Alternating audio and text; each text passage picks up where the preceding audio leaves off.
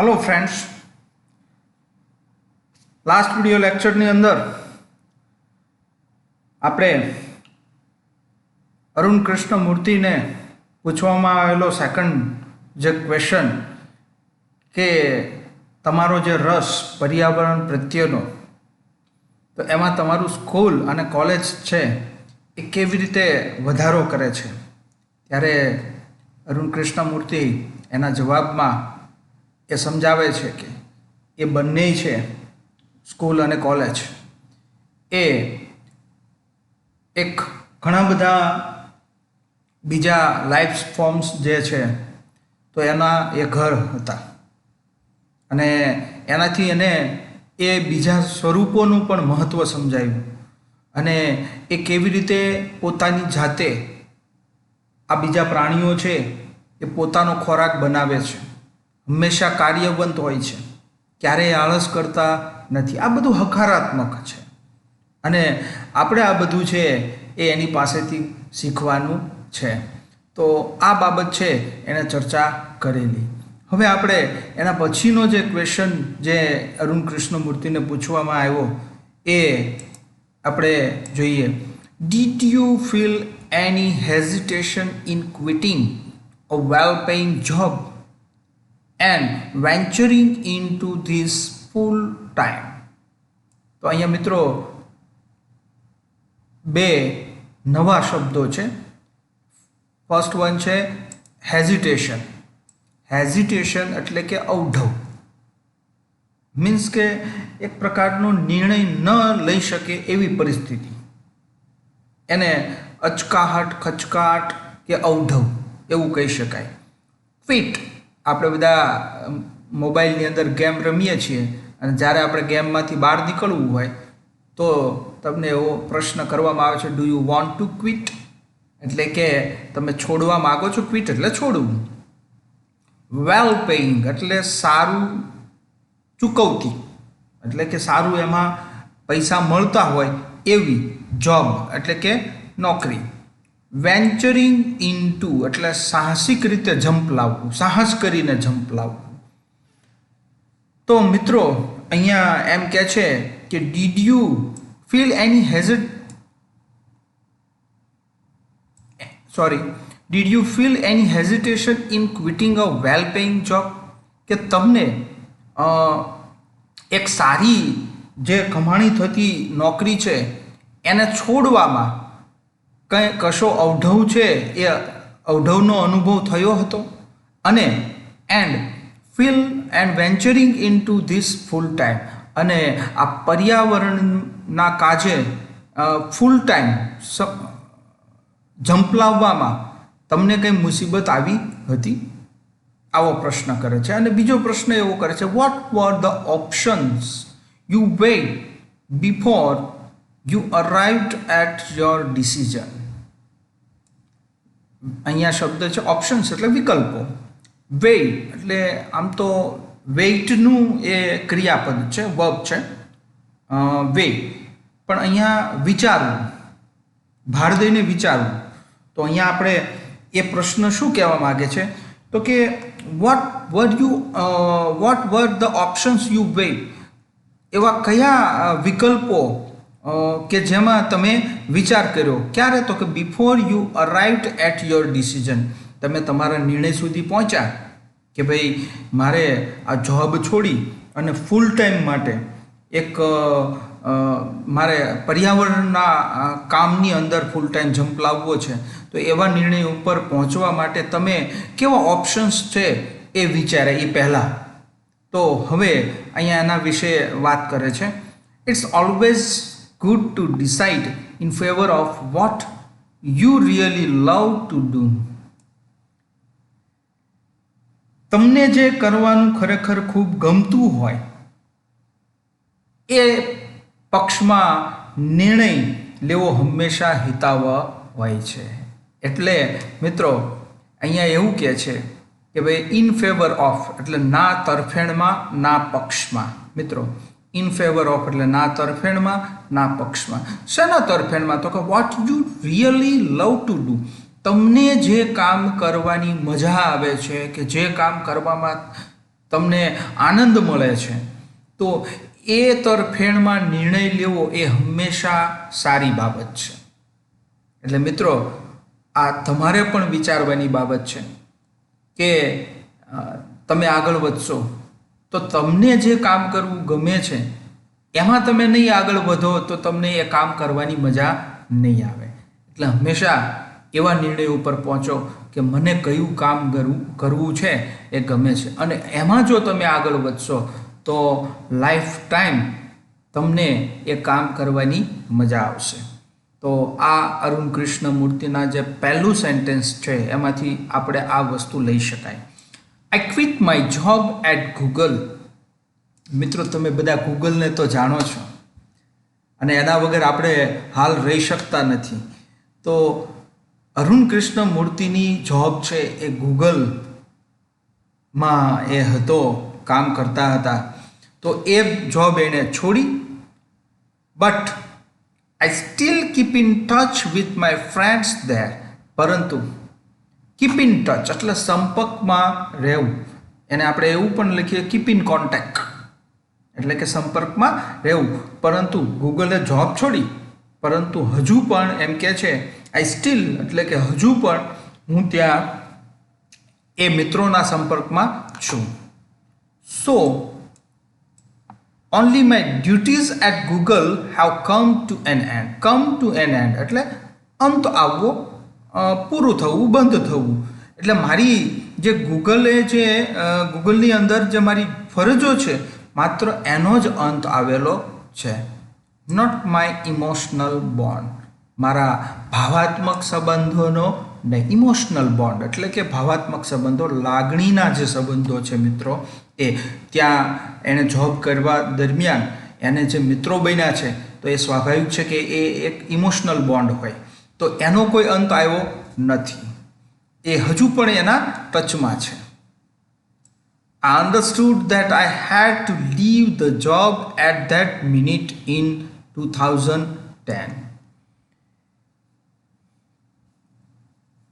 તો અહીંયા કહે છે કે 2010માં તે ક્ષણે એટ ધેટ મિનિટ, તે ક્ષણે મને સમજાયું, આઈ અન્ડરસ્ટુડ કે મારે નોકરી છોડવી જ છે.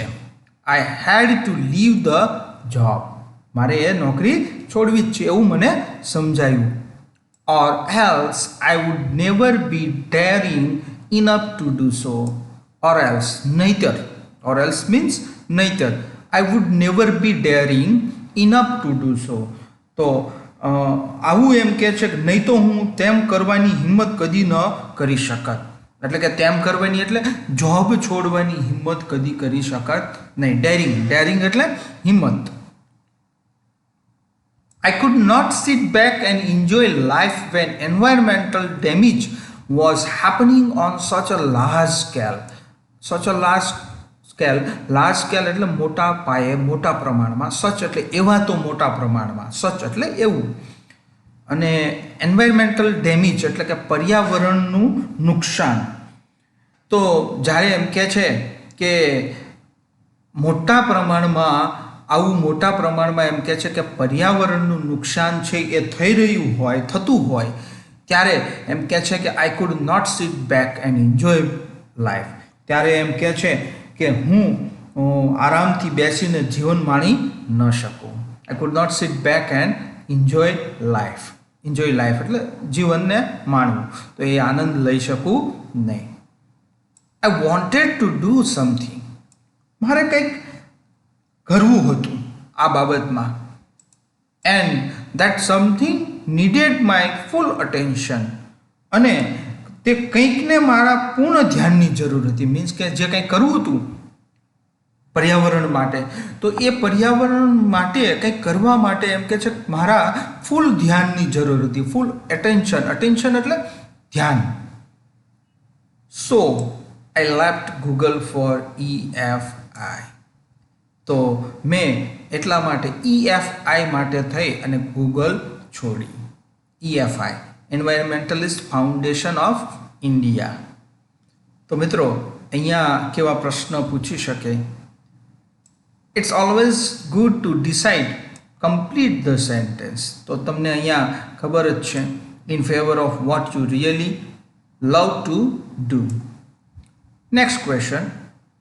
Vote does Arun say that only his duties at Google have come to an end? Arun છે એ એમ કહે છે કે શા માટે એવું કહે છે કે માત્ર એની જે ડ્યુટી છે, ફરજ ગૂગલમાં, એનો જ અંત આવ્યો છે, એના ભાવાત્મક સંબંધોનો નહીં. તો અહીંયા આપણે લખી શકીએ, Arun quit his job at Google but he is still in touch with his friends there, and so he says that only his duties at Google have come to an end, not his emotional bond. Next, why did Arun quit his job? Arun છે એ એની job શા માટે છોડે છે? તો તમને અહીંયા I could not sit back and enjoy life when environmental damage was happening on such a large scale. તો આ વસ્તુ છે એ લખી શકાય. તો તમે Arun did not want to sit back and enjoy life when environmental damage was happening on a large scale. So he quit his job to work to save the environment. પર્યાવરણને બચાવવા માટે કામ કરવા એ જોબ છોડે છે. હવે મિત્રો, અરુણ કૃષ્ણમૂર્તિને એક ઇન્ટરવ્યૂની અંદર નેક્સ્ટ ક્વેશ્ચન પૂછવામાં આવે છે કે what kind of garbage do people throw into water bodies? આપણે ફરીવાર યાદ કરીએ કે વોટર બોડીઝ મીન્સ કે કોઈ પણ પ્રકારનું જે પાણીનો જે સંગ્રહ થતો હોય એ બધા જ સ્થાનો, કૂવાથી માંડીને દરિયા સુધીના બધા જ. તો એ વોટર બોડીઝની અંદર લોકો કેવા પ્રકારનો કચરો છે એ ફેંકે છે. નેક્સ્ટ ક્વેશ્ચન પણ પૂછવામાં આવેલો છે, how do you deal with the removal of this garbage once you clean the water bodies?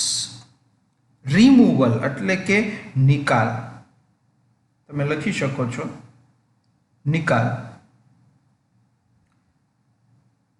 તો એમ કહે છે કે તમે જ્યારે જળાશયો સાફ કરો છો, water bodies, once you clean the water bodies, ત્યારે એમ કહે છે how do you deal with the removal of this garbage?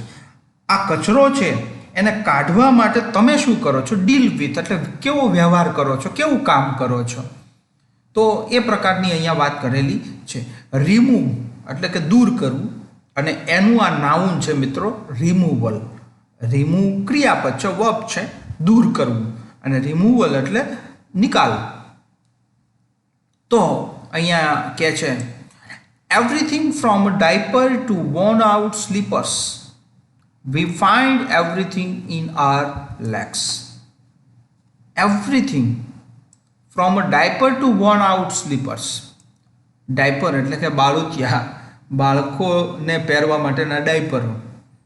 તો એથી માંડીને તૂટેલા ચપ્પલો, વોર્ન આઉટ એટલે કે તૂટેલા ચપ્પલ, સ્લીપર્સ, એવું બધું જ એમ ઝીણું ઝીણું ટોટલ ટૂંકમાં આ જળાશયોની અંદર we find everything in our lakes. આપણા જળાશયોની અંદર, આપણા સરોવરોની અંદર આ બધું જ આપણને જોવા મળે છે. તો મિત્રો, તમને ખ્યાલ છે કે આ કચરો કોણ ફેંકે છે? તો કે આપણે છે. This is so disturbing. અને આ વસ્તુ છે, આ કચરો જે ફેંકવાની વાત છે, તો આ ખૂબ જ ચિંતાજનક છે, ડિસ્ટર્બ કરનારું છે. because it's water, કારણ કે આ પાણી છે, and water is the basis of life, અને આ પાણી એ જીવનનો મૂળ આધાર છે. બેસિસ, બેસિસ એટલે તો કે આધાર. મિત્રો, પાણી છે એ જીવનનો શું છે? તો કે આધાર છે. how can we not care for these water bodies? તો પછી આપણે આવા જળાશયો છે તો એની આપણે કાળજી કેમ ન લઈએ? How can we not care એટલે કાળજી લેવી. We use this garbage for landfill with no or minimal exposure to the outside environment. Exposure એટલે ખુલ્લામાં રાખવું, ખુલ્લામાં છોડવું. મિનિમલ એટલે નહિવત. લેન્ડફિલ એટલે કે જમીનમાં દાટવું અને ઉપરથી માટી નાખી દેવી. તો એ પ્રકારનું કહે છે. તો એમ કહે છે કે અમે આ કચરો છે જમીનમાં એવી રીતે દાટીએ કે જેથી બહારના પર્યાવરણને નહિવત અથવા ઓછામાં ઓછું નુકસાન થાય. એટલે કે છે કે we use this garbage for landfill. આ કચરો છે એ અમે શેના માટે ઉપયોગ કરીએ છીએ? લેન્ડફિલ, જમીનની અંદર દાટવા માટે. અને એ પણ વિથ નો ઓર મિનિમલ, નહિવત અથવા તો ઓછામાં ઓછું ખુલ્લામાં રહે એ રીતે અને પર્યાવરણને નુકસાન ન કરે એવી રીતે દાટવામાં આવે છે આ કચરાને. વી ensure that the lake area and water holding are free of garbage. અને ત્યારબાદ અમે ખાતરી કરીએ છીએ. ઇન્શ્યોર એટલે ખાતરી કરવી. શું ખાતરી કરે છે? તો કે જે સરોવરનો જે વિસ્તાર છે, ક્ષેત્ર, એન્ડ વોટર હોલ્ડિંગ, અને જેમાં પણ પાણી છે એ આર ફ્રી ઓફ ગાર્બેજ, એ કચરાથી મુક્ત છે કે નહીં, તો એની ચકાસણી કરે છે, એ ખાતરી કરે છે. સો that birds, frogs and snakes can live in peace. જેથી પક્ષીઓ, so that birds, જેથી કરીને પક્ષીઓ છે, દેડકાઓ છે, સાપ છે, એ એની અંદર સુખેથી રહી શકે. તો અહીંયા મિત્રો આ પેરામાંથી કેવા પ્રશ્ન છે? What is thrown in lakhs? શું સરોવરની અંદર ફેંકવામાં આવે છે? તો અહીંયા આપણને ફર્સ્ટ લાઇનની અંદર લખેલું છે from diaper to a worn out slipper. તો આપણે અહીંયા લખી શકીએ everything from a diaper to worn out slippers are thrown in lakes. Next one, why should we care for water bodies? આપણે આ જળાશયોની શા માટે કાળજી લેવી જોઈએ? તો અહીંયા તમને એનું મુખ્ય કારણ આપ્યું છે કે વોટર છે એ શું છે? તો કે is the basis of life, જીવનનો મૂળ આધાર છે. એટલે અહીંયા આપણે લખી શકીએ we should care for water bodies because water is the basis of life. Third question, the garbage is used for ... complete the sentence. તો એ તમારે અહીંથી શોધીને લખવાનું છે. તો used for landfill with no or minimal exposure to outside environment. બહારના વાતાવરણ કે પર્યાવરણને જોખમમાં કે નુકસાન ન પહોંચે એવી રીતે ઓછામાં ઓછું બહાર રહે એવી રીતે એનું લેન્ડફિલ કરે છે. એટલે મીન્સ કે જમીનમાં દાટે છે. Fourth one, what do Arun and his team ensure? Why? શું ખાતરી કરે છે અરુણ અને એની ટીમ, અને શા માટે? તો અહીંયા લાસ્ટ વન આ જે છે એ એનો આન્સર છે, પણ એને કઈ રીતે લખશું? તો Arun and his team ensure that the lake area and water holding are free of garbage so that birds, frogs and snakes can live in peace.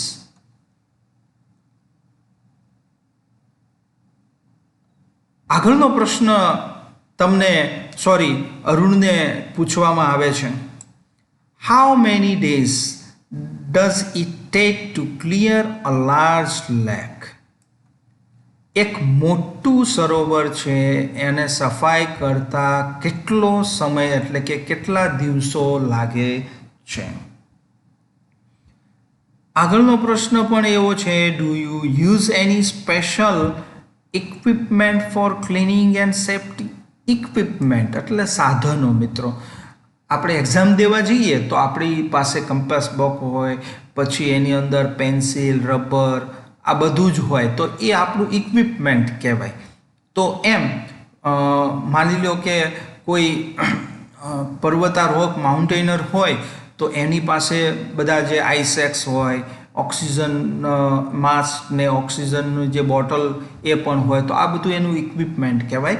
તો અહીંયા સાધનો, તો સફાઈ અને સલામતી માટે કોઈ સાધનોનો યુઝ કરે છે. તો હવે અહીંયા આપણે જોઈએ, depending on the size of the lake, સરોવરની સાઇઝની ઉપર આધાર રાખીને, ડિપેન્ડિંગ ઓન એટલે કે ના પર આધાર રાખવું, એટલે કે તળાવનું કદ. અને બીજું and the amount of garbage, અને કચરાનો જે જથ્થો છે, અમાઉન્ટના બે મતલબો થાય મિત્રો. તમે કોઈ જગ્યાએ શોપિંગ કરવા ગયા હોય અને રિટર્નમાં તમને બિલ આવે તો ટોટલ અમાઉન્ટ એવું લખીને આવે, એટલે કે કુલ રકમ, ચૂકવવા પાત્ર રકમ, એટલે જે બિલ થયું છે તો ત્યાં અમાઉન્ટ શબ્દ, એટલે રકમ માટે પણ શબ્દ વપરાય છે અમાઉન્ટ. અને અહીંયા અમાઉન્ટ એટલે જથ્થો, એટલે અહીંયા ગાર્બેજ એટલે કે કચરાનો કેટલો જથ્થો, એના ઉપર આધાર રાખીને it can take anywhere between 5 days and 3 months to completely clean a lake. એમ કહે છે કે સંપૂર્ણપણે કમ્પ્લીટલી ક્લીન અ લેક, સંપૂર્ણપણે સરોવરને સાફ કરતા એમ કહે છે કોઈ પણ જગ્યાએ 5 દિવસથી લઈને 3 મહિના સુધીનો સમય લાગી શકે છે. We have our tools like racks and spades. અમારી પાસે ઓજારો પણ છે, કેવા છે? Like rakes and spade. Rakes એટલે દાંતી, અને સ્પેડ્સ એટલે કે પાવડાઓ. તો આવા ટૂલ પણ છે. તો અહીંયા મિત્રો પ્રશ્ન 2 છે, which tools do they use? તો હમણાં જ આવ્યું, they use tools like racks and spades. દાંતી અને પાવડાનો યુઝ કરે છે. How long does it take to clean a lake? સરોવરને સાફ કરતા કેટલો સમય લાગે છે? તો કહે છે depending on the size of the lake and the amount of garbage it take anywhere between 5 days and 3 months to clean a lake. 5 દિવસથી લઈ અને 3 મહિના સુધીનો સમય છે એ લાગી શકે છે. કોના આધારે? તો કે સરોવરનો સાઇઝ અને એની અંદર રહેલો જે કચરાનો જથ્થો. તો અહીંયા મિત્રો આપણે આજનો વિડીયો લેક્ચર છે એને અહીંયા અટકાવીએ. આવતીકાલે પાછા આપણે નેક્સ્ટ વિડીયો લેક્ચરમાં આગળના જે ઇન્ટરવ્યૂમાં પૂછવામાં આવેલા પ્રશ્નો છે એની ચર્ચા કરી અને આ યુનિટના સમાપન તરફ જઈશું. થેન્ક્સ.